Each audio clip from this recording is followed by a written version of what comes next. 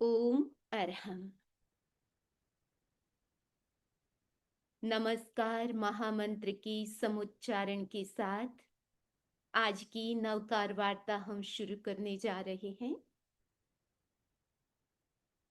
जुड़े हुए हाथ, आंखें कोमलता से बंद। नमो हरिहंताणं नमस्ते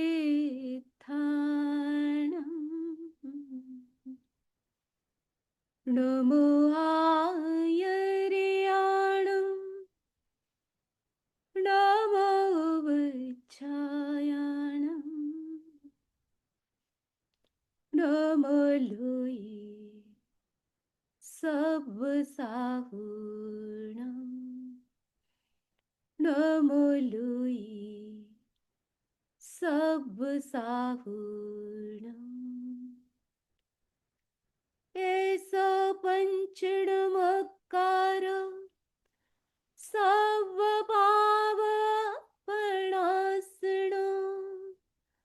मङ्गलाणं च सव्यसिं पढमुं हवये मङ्गलम् पढमुं हवये मङ्गलम्। वीतराग परमात्मा महावीर को नमन। परमाराध्य गुरुदेव की श्री चरणों में वंदना। यहाँ उपस्थित नव कोटि नवकार मंत्र के अनुष्ठान में और संकल्प के साथ जुड़े हुए श्रद्धानिष्ठ भाइयों और बहनों,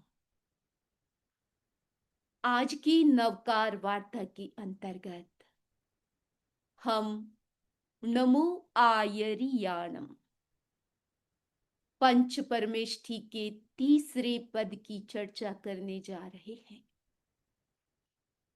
नमो आयरियाणम,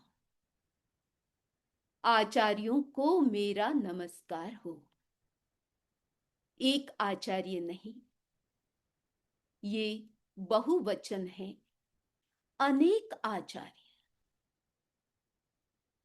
पास्ट के भी आचार्य हो सकते हैं, वर्तमान के भी हो सकते हैं। इसीलिए आयर्याणम, आचार्याणा, उनको नमस्कार।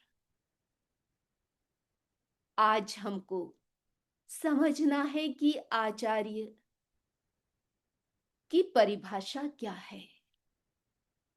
इस पद में कौन से आचार्य, कौन से व्यक्तित्व, कौन से साधक इसके अंतर्गत आते हैं। नमस्कार महामंत्र की साधना आपकी सबकी चल रही है। हमारे आचार्य कहते हैं कि यदि आपसे कोई तप नहीं होता है, कोई बात नहीं। यदि आप नियमित रूप से प्रतिदिन नमस्कार महामंत्र की पूरी एक माला, पक्की माला मीन्स 108 बार नमस्कार महामंत्र यदि आप सविधि से करते हैं तो एक उपवास का फल मिलता है, यानी खाते पीते उपवास का लाभ मिलता है। हमारे आचार्य नमस्कार महामंत्र की महिमा गाते हुए बताते हैं कि इसी नमस्कार महामंत्र की साधना से कितने भवी जीवों ने तीर्थंकर गोत्र का बंधन किया, कितने भवी जीवों ने जन्म मरण की परंपरा को सीमित कर दिया, यानी एक भवतारी, 3 भव में मोक्ष, अवश्य मोक्ष जाना, 5 भव में मोक्ष जाना। इतना लाभ नमस्कार महामंत्र के जाप से। जब जब इस मन को, इस वाणी को कोई काम नहीं हो, तो हमारे आचार्य कहते हैं उस समय अपने मन को और वाणी को काम दे दो, अर्थात नमस्कार महामंत्र का जाप करो।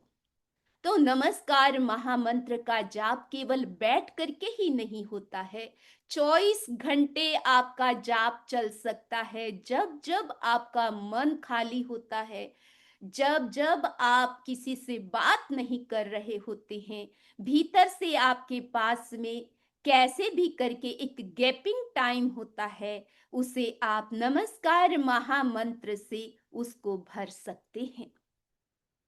तो आचार्य कौन होते हैं? ये धर्म के आचार्य होते हैं, धर्माचार्य होते हैं। और इनका इनका जो पद है, इनका जो स्थान है, पोजीशन है, वो क्या है? जब इस संसार में तीर्थंकर नहीं होते हमारे सामने, तो सब लोगों को लगता है कि अब तीर्थंकरों के बिना हमारा क्या होगा? तीर्थंकर ही नहीं है तो हमें कौन मार्ग दिखाएगा? उस समय तीर्थंकरों का भार वहन करने वाले, तीर्थंकरों की जो कमी है उसकी पूर्ति करने वाले आचार्य होते हैं। जो काम तीर्थंकर करते हैं, वही तीर्थंकरों का काम तीर्थंकरों के एब्सेंट में आचार्य करते हैं। वही बात जिस पथ पर तीर्थंकर चलते हैं, वही वाणी जिसका उपदेश जिन वाणी से हमें प्राप्त होता है, वही जिन वाणी हमें आचार्यों से प्राप्त होती है। और आगे बढ़ें तो आचार्य सबके लिए किस प्रकार आधार बनते हैं, आप सब जानते हैं।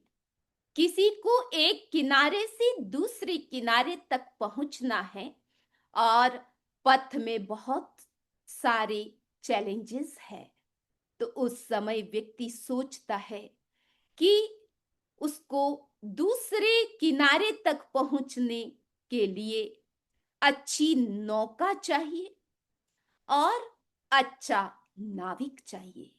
उसके बिना उसकी यात्रा सफल नहीं होती है, निर्विघ्न नहीं होती है।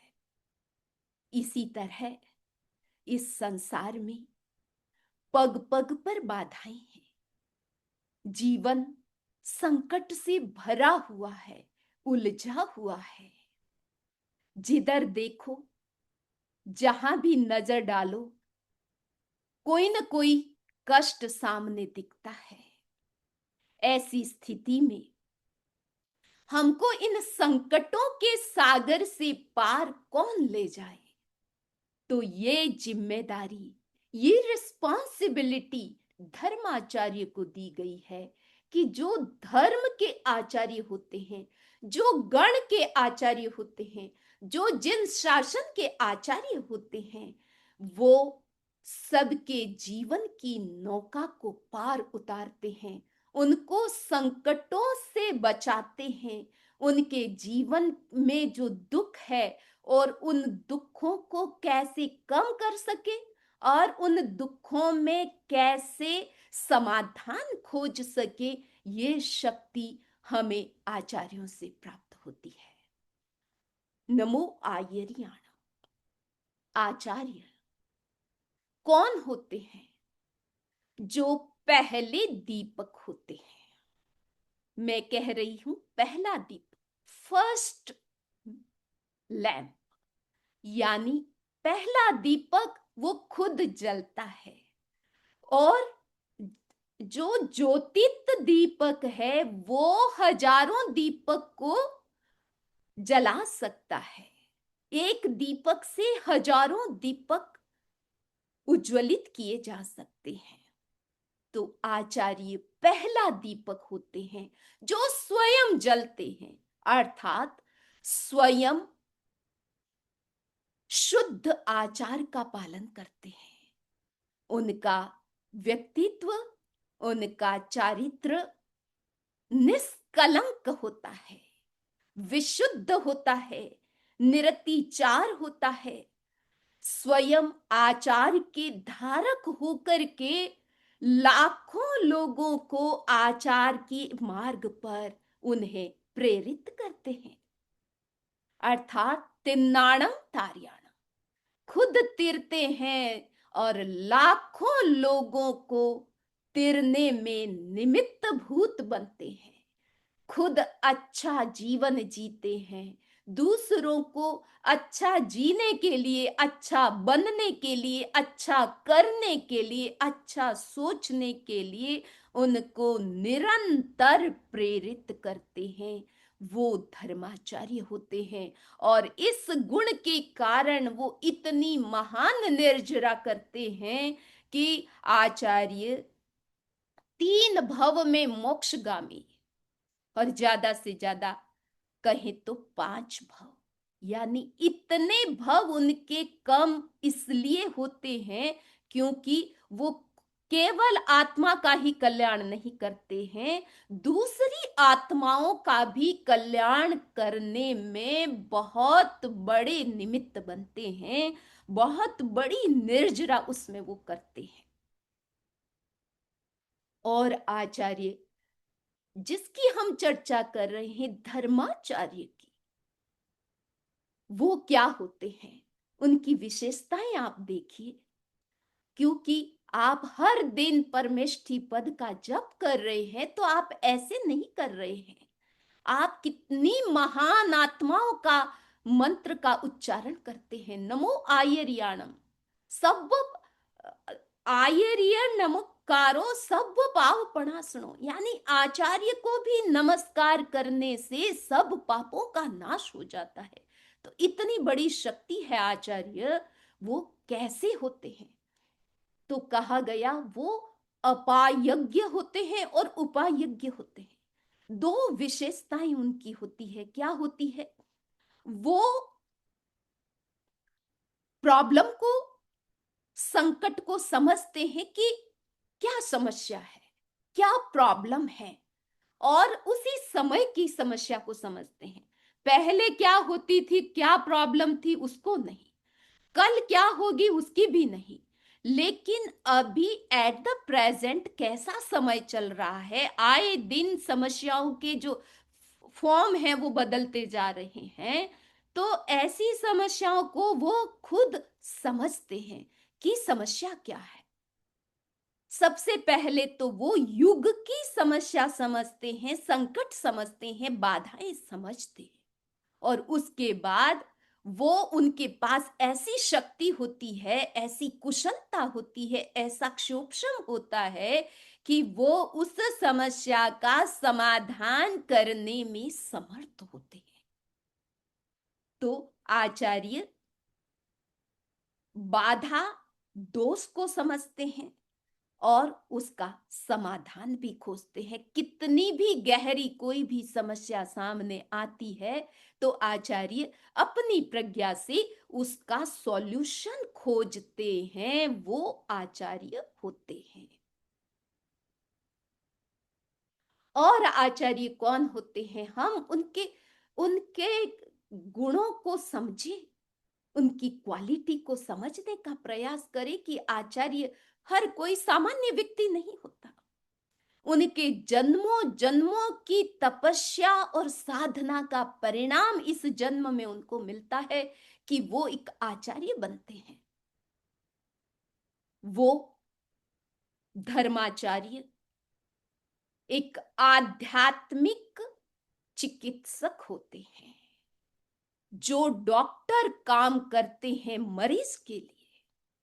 जब कोई बीमारी होती है और ऐसी बीमारी जिसका कोई समाधान नहीं मिलता है, उसके लिए डॉक्टर ही उस मरीज का उस समय भगवान बन जाता है। डॉक्टर जो कहता है वो मरीज करने के लिए तैयार हो जाता है, कितना विश्वास करता है। तो बीमारी तो जीवन में कभी कभी होती है और उसका इलाज डॉक्टर करता है। वो बीमारी शरीर से रिलेटेड होती है, और कुछ कुछ आज आज के दिन में आजकल मानसिक भी बहुत होते हैं और उसकी ट्रीटमेंट भी होते हैं। लेकिन यहाँ हम बात कर रहे हैं भावनात्मक बीमारी, जो भावों से जुड़ी हुई, जो संस्कारों से जुड़ी हुई, जो उदय भाव से कर्मों से जुड़ी हुई, ऐसी बीमारी का समाधान ये बाहर के डॉक्टर के पास नहीं होता। और ये ऐसी बीमारी है जो हम साथ में लेकर आते हैं, क्योंकि पिछले जन्मों के कर्म, कर्मों के संस्कार, उनका प्रभाव हम साथ में लेके आते हैं, और उसका भी उदय आता है तब बड़ी बीमारी हो जाती है। हमारा स्वभाव, हमारे कषाय, ये सब उसके साथ जुड़े हुए हैं। तो 24 घंटे भावनात्मक बीमारी से हर व्यक्ति उससे प्रभावित होता है। उसके भीतर में पता नहीं कभी कभी कौन से भाव उभर आते हैं 24 घंटे। कभी कौन सा नेगेटिव भाव आ गया, कभी आर्त ध्यान में चले गए, कभी रौद्र ध्यान में चले गए, कभी दूसरा नया टेंशन सामने आ गया, अचानक कोई संकट आ गया तो आप कोई फियर में चला गया, पता नहीं। और वो कितना लंबा चलता है। तो ऐसी जो भावनात्मक बीमारी है, उसका इलाज आचार्य ही कर सकते हैं। वो निरंतर सबको प्रेरित करते रहते हैं। एक दिन भी हमने देखा कि हमारे आचार्य प्रतिदिन प्रवचन करते हैं। और आचार्य महाश्रवण जी तो उनका संकल्प है कि मैं कैसे भी हो, मेरा प्रवचन एक दिन भी नहीं रहना चाहिए, चूकना नहीं चाहिए।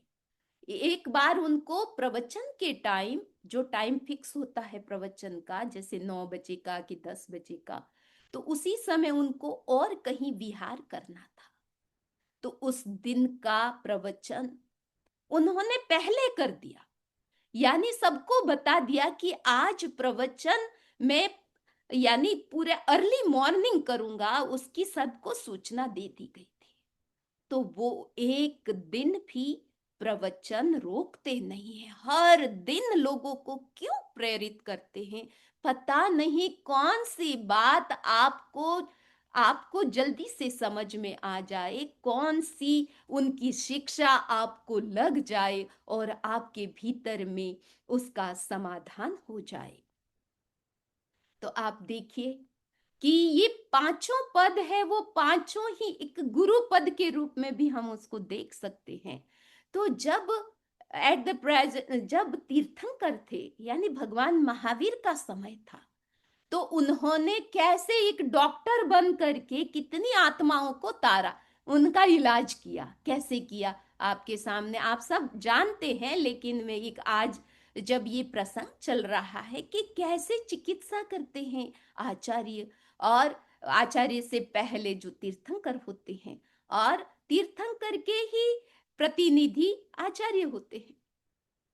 तो आप देखिए कि जब मेघ कुमार की घटना आप सबको पता है, मेघ कुमार अवस्था में छोटा था और राजा का बेटा राजकुमार, और उसने दीक्षा ले ली। दीक्षा के पहले दिन ही उनका मन विचलित हो गया, और उसने सोचा कि मैं अभी ज्यादा इसमें मुनि जीवन में टिक नहीं सकूंगा, सुबह होते ही मैं चला जाऊंगा। वो भगवान महावीर के पास आते हैं, अपने मन की व्यथा सुनाते हैं। भगवान स्थिरता पूर्वक, धैर्य पूर्वक उनकी सारी बालक मुनि की बात सुनते हैं, और उनका कैसे इलाज करते हैं, उनको जाति स्मृति ज्ञान करवा करके। यानी उनको कहा, मेघ तुम भूल गए हो पिछले जन्म में तुम क्या थे। बस पिछला जन्म याद करवाया, और उनको जाति स्मृति ज्ञान हो गया कि अरे पिछले जन्म में तो मैं हाथी था, और हाथी के भव में मैंने कितने कष्ट सहे थे, इतने कष्ट तो इस मुनि जीवन में भी नहीं है। तो वो पिछला जन्म याद करवा करके, उनको जाति स्मृति ज्ञान करवा करके उनका इलाज किया और उनको स्थिर किया, उनके मन को शांत किया, समाहित किया। ये क्या था? ये आध्यात्मिक चिकित्सा थी। इसी तरह चंड कौशिक सर्प, वो कषायों से बीमार थे, और कषाय में भी क्रोध कषाय, अत्यधिक क्रोध कषाय, जिसको कोई शांत नहीं कर सकता था। पता नहीं भगवान का निमित्त नहीं मिलता तो चंडकोशिक अपने आप भी कब उनका ये कषाय शांत होता, कहा नहीं जा सकता। लेकिन भगवान महावीर उनके पास पहुंचे, क्योंकि चंडकोशिक बीमार था, ये क्रोध से बीमार था। वहां पर जाकर के उनकी सारी हरकतों को सहन करके उनको उपदेश दिया, क्षमा का उपदेश दे करके उस कषाय को, ये जो बीमारी थी क्रोध की, उसको उन्होंने शांत किया। हमेशा के लिए उनकी चिकित्सा, पूरी चिकित्सा कर दी, जड़ से उसको उखाड़ दिया। इसी तरह आनंद श्रावक, भगवान महावीर का पहला श्रावक आनंद, और आनंद एक विशिष्ट श्रावक हुए जिनको परम अवधि ज्ञान प्राप्त हुआ था अंतिम समय में। जब गणधर गौतम उनको दर्शन देने के लिए गए और उन्होंने देखा कि आनंद को इतना बड़ा ज्ञान, और उनकी तरफ से जब सुना कि मैं अपने ज्ञान से क्या क्या देख रहा हूं, तो गौतम स्वामी को भी विश्वास नहीं हुआ, उनको डाउट हो गई, शंका हो गई, और भगवान महावीर के पास पहुंचे कि क्या ये बात सही है कि उनको परम अवधि ज्ञान हुआ है। तो भगवान ने कहा, तुम अभी अभी जाओ, उनको क्षमा करके आओ, क्योंकि तुमने डाउट किया।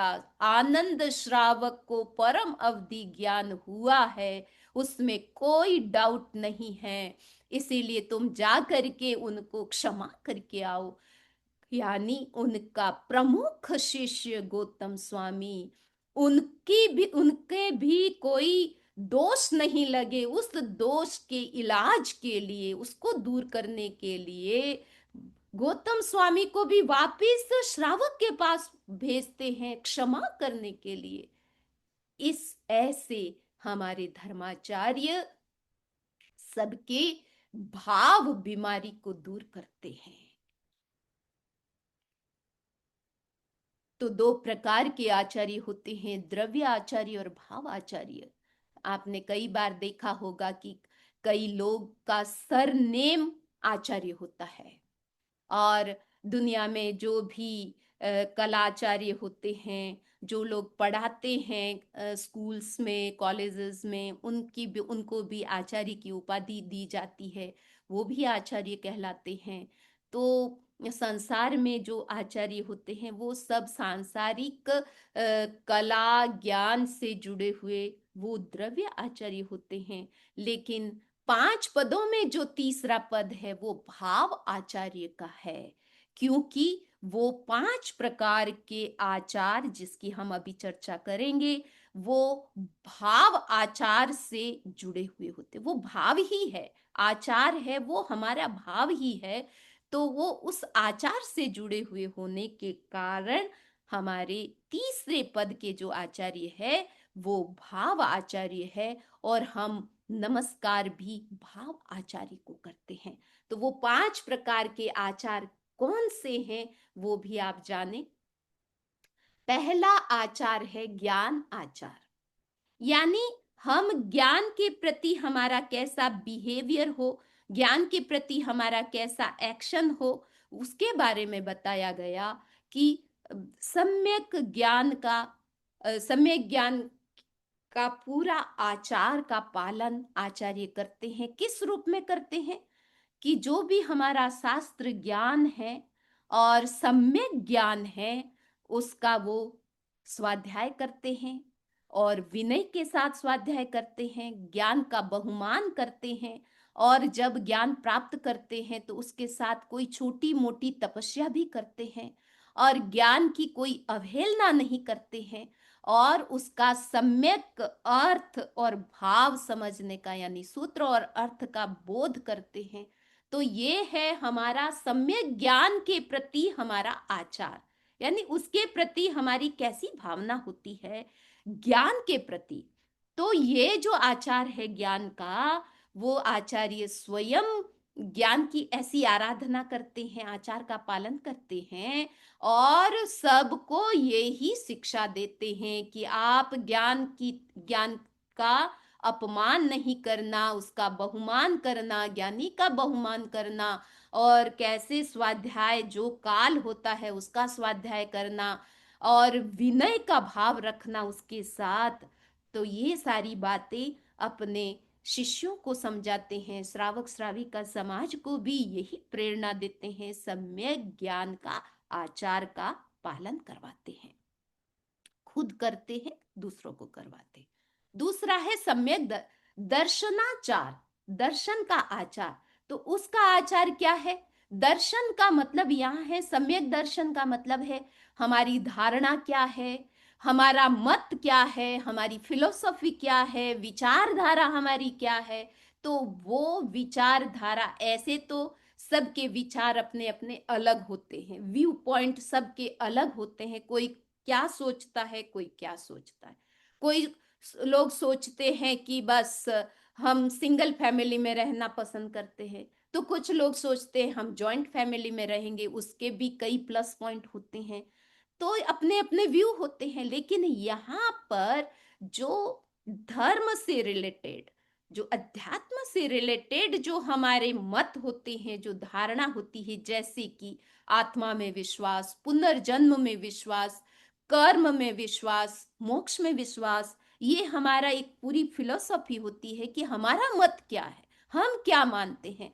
तो ये जो विचारधारा है उसको खुद के लिए वो क्लैरिटी रखते हैं और पूरे श्रावक श्राविका और पूरी शिष्य संपदा उनकी है, उनके उनके भी विचारों को यूनिटी, यानी उनकी एकता बनी रहे, वो उपदेश देते हैं। ये प्रयत्न वो करते हैं कि सबके हमारे विचार एक हो, यानी धर्म की जो मान्यता है वो हमारी एक हो, और जो सही मान्यता है, सम्यक मान्यता है, उसको वो उसका उपदेश करते हैं, प्रेरित करते हैं उसके लिए।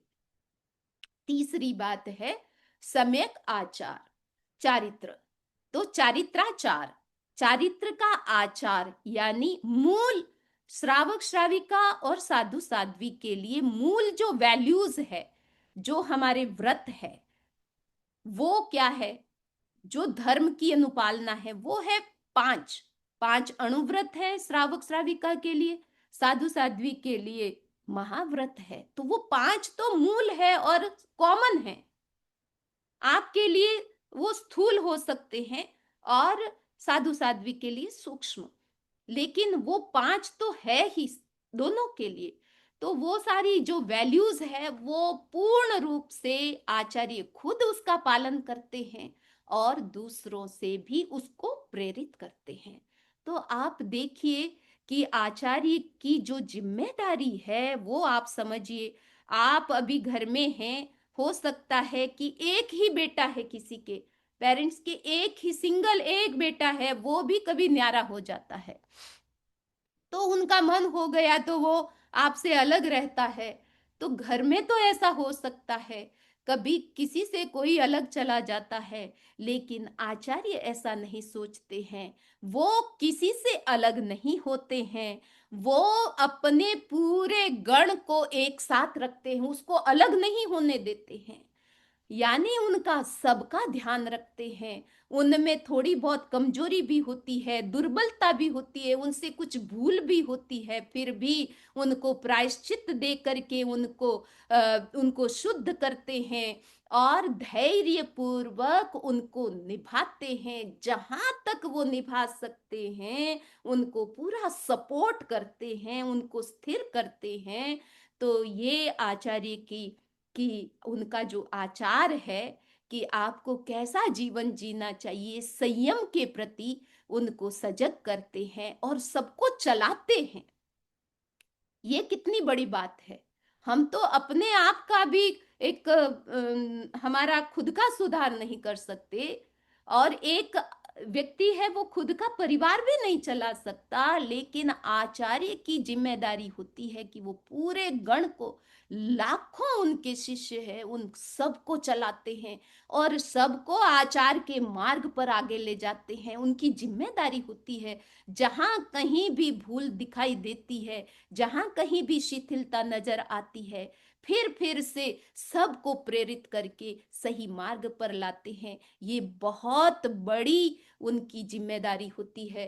तो और इसके साथ साथ उनके आचार, सारना वारणा, यानी आचार का पालन नहीं करते हैं, उनको पास में बुला करके उल्हाना भी देना पड़ता है उनको। और जो अच्छा काम करते हैं, अच्छा संयम का पालन करते हैं, उनको प्रोत्साहित भी करते हैं। तो ये आचार्य का वो उनकी जिम्मेदारी होती है, उसको कहते हैं सारणा और वारणा। ये भी आचार्य का दायित्व होता है। इसके साथ साथ तपाचार कितने हो गए? ज्ञानाचार, दर्शनाचार, चारित्राचार, चौथा है तपाचार। जो भी आचार्य होगा वो तपस्वी तो होगा ही होगा। आप सब जानते हैं, केवल उपवास करना ही तपस्या नहीं है। 12 प्रकार की तपस्या, जो निर्जरा के 12 प्रकार है, वो सब तपस्या के अंतर्गत आते हैं। तो ये कोई न कोई तप हर व्यक्ति करे। आप सभी को भी हम यही प्रेरणा देना चाहते हैं कि कोई न कोई तप हर दिन चले, बिना तपस्या के जीवन का एक पल भी न जाए। तो तपस्या के विविध रूप हैं, उन सब को समझे तो आचार्य खुद तपस्वी होते हैं, लोगों को प्रेरित करते हैं। अभी चातुर्मास चल रहा है तो ऐसे लगता है कि पता नहीं बारिश कितनी हो रही है, सावन का महीना है, लेकिन तपस्या की तो कोई जड़ी लगी हुई है। हर दिन तपस्या के पचखान होते हैं, हर दिन तपस्या के किसी न किसी, आज 28 का पारना, आज 11 का पारना, आज मास खमन का पारना।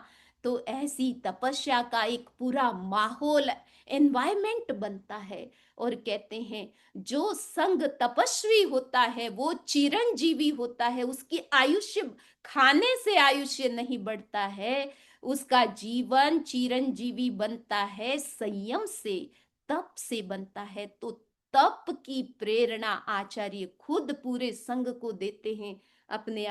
अपने संघ को तपस्या की शक्ति से उनको शक्तिमान बनाते हैं। आगे है वीर्याचार। पांचवा आचार है वीर्य, यानी शक्ति। बच्चा क्या काम कर सकता है? बच्चे की शक्ति सीमित होती है। वो एक बुक ही उठा सकता है, इतनी सी बुक उठाई, बस इतना ही होता है उससे काम। बड़ा वेट वाली कोई चीज है तो वो नहीं उठा सकता। तो शक्ति के अनुसार व्यक्ति काम करे, शक्ति के अनुसार सब काम करे।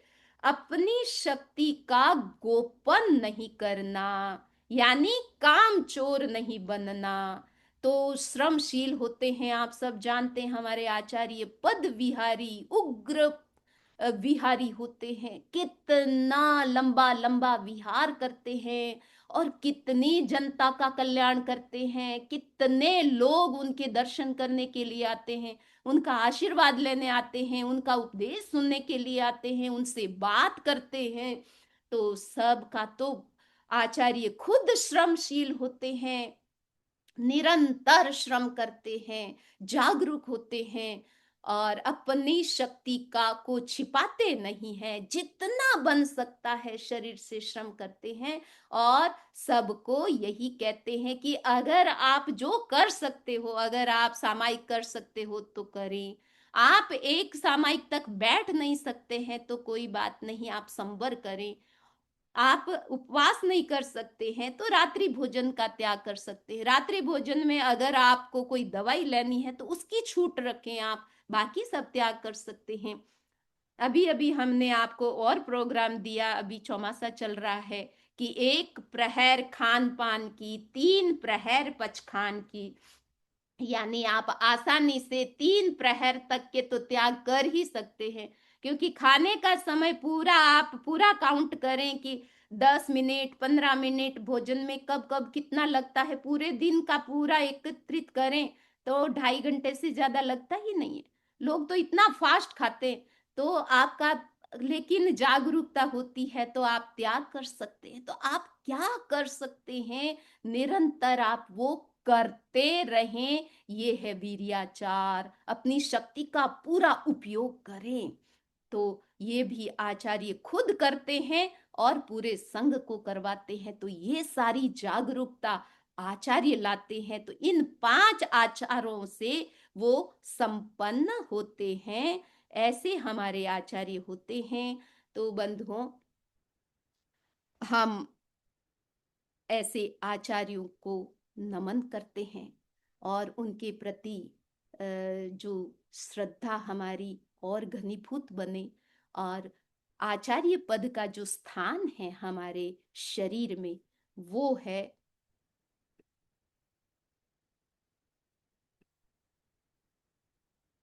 आचार्य का स्थान है हमारा कंठ। तो हमने बताया था कि नमो अरहंताणं, अरिहंत का जो स्थान है वो हमारा ज्ञान केंद्र या ये ज्योति केंद्र है, यहाँ था। और नमो सिद्धाणं का स्थान है वो ये दर्शन केंद्र, आज्ञा चक्र, यहाँ पर। आचार्य का स्थान है वो है हमारा कंठ। तो हम जब भी नमो आयर्याणं कहें तो आप कंठ पर ध्यान केंद्रित करें। वहां पर आप अपने चेतना को केंद्रित करके नमो आयर्याणं पद का जप करें। और जिन भाई बहनों को लगता है कि मेरा मन बहुत कमजोर है और मन में विकार भी आते हैं और नेगेटिव थॉट्स भी आते हैं, बहुत अननेसेसरी विचार आते हैं, तो उनके लिए भी नमो आयर्याणं इस पद का जप आप करें। जिनके कंठ से रिलेटेड कोई बीमारी है उनके लिए भी नमो आयर्याणं इस पद का जाप करना चाहिए। जिन भाई बहनों को लगता है कि गुरु ग्रह जिनका कमजोर है, यानी ये मास्टर ग्रह है, सब ग्रहों का जो स्वामी है वो गुरु ग्रह होता है। तो गुरु की कृपा से सारे दूसरे ग्रह भी, उनका भी ज्यादा प्रभाव नहीं रहता है। गुरु ग्रह जिनका स्ट्रांग होता है, तो इसलिए गुरु ग्रह की को शक्तिशाली बनाने के लिए भी नमो आयर्याणं इस पद का जप करें। और अगर आपको लगता है कि मेरी संकल्प शक्ति कमजोर है, मैं कुछ भी सोचती हूँ और मैं जो भी चीज प्रारंभ करते हैं तो थोड़े दिन तो चलता है, फिर मेरा संकल्प टूट जाता है। या आप कोई भी नियम लेते हैं, व्रत लेते हैं, वो भी कभी मेरा पलता है, कभी उसमें भी भूल हो जाती है, पलता नहीं है। तो ऐसी अगर किसी को भी समस्या है तो उनके लिए भी नमो आयर्याणं का विशेष रूप से ध्यान आप जप कर सकते हैं। तो ये भी ये सारा जो लाभ है आपके व्यक्तिगत जीवन का या व्यक्तिगत समस्या का समाधान है उसका है। और गुरु के प्रति आप हमारे लिए गुरु तो ऐसे हैं कि अभी तीर्थंकर नहीं है, लेकिन तीर्थंकर के तुल्य हमें प्राप्त है। तो जहां कहीं भी आपको अवसर मिले कि कहीं आचार्यों के दर्शन के आपको कभी अवसर मिलता है तो उसको नहीं चूकना चाहिए। आप आसपास में कहीं पहुंचे हुए हैं, आपको पता है कि कहीं भी आचार्य विराजमान है, तो आप जरूर वहां उनके दर्शन लाभ, उनका आशीर्वाद जरूर लेना चाहिए। और हमने तो अपने जीवन में कई बार अनुभव किया है कि हमें गुरु खुद हमको भेजते हैं, लेकिन अपनी शक्ति और अपना आशीर्वाद साथ में दे करके भेजते हैं। और आचार्य तुलसी अपने शिष्यों को कहते थे कि कोई भी आपको समस्या आ जाए तो मुझे याद कर लेना। आप सोचें कि अगर आचार्य ऐसा कहते हैं तो इसका मतलब है कि उनकी शक्ति कितनी एक्टिव होती है, उनका आशीर्वाद। अ, और ऐसा हुआ भी, तो जब भी हम गुरु को एकदम याद करते हैं नमो आयर्याणं पद से, तो तुरंत हमें कोई समाधान मिल जाता है। जब जब कोई ऐसा संकट आता है तो कभी आज की वार्ता में तो मुझे लगता है कि हमारा पूरा काफी समय हो रहा है, लेकिन ऐसे कई जीवन में प्रसंग आते हैं कि बॉम्बे के चार भाई जो दोस्त होंगे या आसपास में रहते थे, तो वो उधर दिल्ली आगरा की तरफ गए। डाकुओं ने उनको,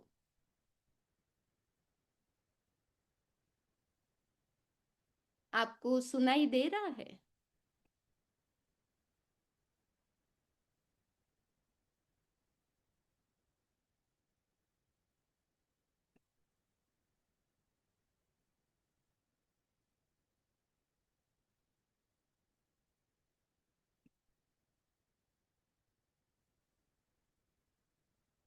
हाँ, तो मैं एक संक्षिप्त में आपको एक लाइव एग्जाम्पल बता रही हूँ कि नमस्कार महामंत्र का जो प्रभाव है वो कितना लाइव होता है, और नमो आयर्यणं पद है वो भी कितना लाइव होता है। तो चार जो मित्र थे वो आगरा की तरफ जा रहे थे, रास्ते में डाकुओं ने उनको लूट लिया, सब कुछ उनके पास था वो सब कुछ ले लिया। उसके बाद क्या हुआ कि उनको बंदी भी बना दिया, और साथ में लेकर के, आपने सुना होगा चंबल घाटी है, उन वनों में वो लोग डाकू लोग रहते हैं, तो उनको बंदी बना करके वहां पर ले गए। और वो चारों ही जैनी थे, तो नवकार मंत्र सबको आता था, आस्था भी थी। तो नवकार मंत्र उनके भीतर में भय भी था, लेकिन ऐसे भय पूर्ण वातावरण में भी उन्होंने हिम्मत नहीं हारी, और मन ही मन नवकार मंत्र उनका चलता रहा, जाप चलता रहा। तो वो घाटियों में कहाँ अपने बंदी बना करके लेके चले गए। और उनकी उनकी डिमांड थी कि उनके जो पेरेंट्स है उनसे भी उनको कुछ रुपये चाहिए थे, क्योंकि वो बॉम्बे रहते थे। तो उन्होंने कहा कि जो सारे बॉम्बे रहते हैं वो सारे धनवान नहीं होते हैं, लेकिन उनके भीतर में वो था कि जो था वो भी लूट लिया, और अभी भी उनको बंदी इसलिए बनाया कि उनको और एक्स्ट्रा पैसे मिले। आप देखिए कि वहां कहाँ घाटियों में उनको लेके चले गए, फिर भी नवकार मंत्र का ही ये प्रभाव था कि पुलिस ने वहां के डाकुओं का जो हेड था उनके पेरेंट्स को बंदी बना दिया। और वो जब बात वहां तक पहुंची, तो कैसे भी करके नमस्कार महामंत्र का प्रभाव, उनकी अपनी पुण्याई भी उन्होंने बढ़ाई, तो वहां से भी वो मुक्त होकर के आ गए। तो ऐसी घटनाएं हमें कई बार प्राप्त होती है कि जब हमारे पास में और कोई शक्ति नहीं और कोई सहारा नहीं बचता है, उस समय भी हम नमस्कार महामंत्र की शक्ति और उसका स्मरण करते हैं, तो हमारा कहीं न कहीं से मार्ग निकलता है, समाधान निकलता है। तो ऐसे नवकार मंत्र की साधना आप सबकी चल रही है, प्रतिदिन माला आपकी चल रही है। आप उस माला के प्रति सजग रहें, और आपके जो भी साधर्मिक बंधु जुड़े हुए हैं उन्हें भी प्रेरित करते रहें, और जो नहीं करते हैं उनको भी आप कहें कि कम से कम जीवन में एक माला तो जरूर होनी चाहिए।